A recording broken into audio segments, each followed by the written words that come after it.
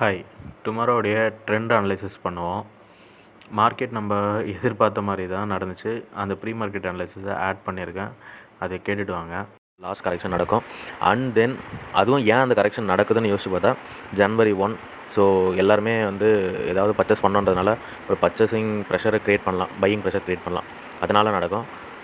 அதை தவிர்த்து பார்த்தா இந்த கரெக்ஷனுக்கு அப்புறம் ஒரு டவுன் ட்ரெண்டுன்னு சொல்ல முடியாது.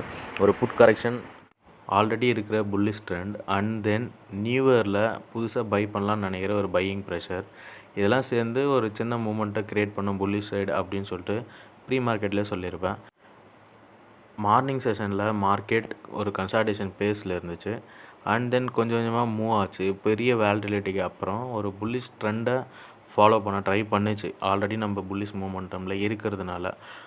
பட் அந்த கேண்டில்ஸோட சைக்காலஜி ஆர் எமோஷன்ஸை செக் அவுட் பண்ணும்போது பெரிய புல்லிஷ் மூமெண்டமை க்ரியேட் பண்ணுற அளவுக்கு இல்லை. இது ஒரு ஃபெஸ்டிவல் பையிங் மாதிரி தான் மூவ் ஆச்சு.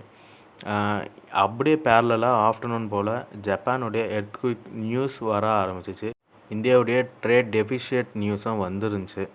ஸோ இதெல்லாத்தையும் கேல்குலேட் பண்ணி பார்க்கும்போது நம்ம ஆல்ரெடி அனலிசிஸ் பண்ண டவுன் கரெக்ஷன், இந்த புல் மூமெண்ட்டுக்கான புட் சைட் கரெக்ஷன் தான் நடந்துகிட்ருக்கு.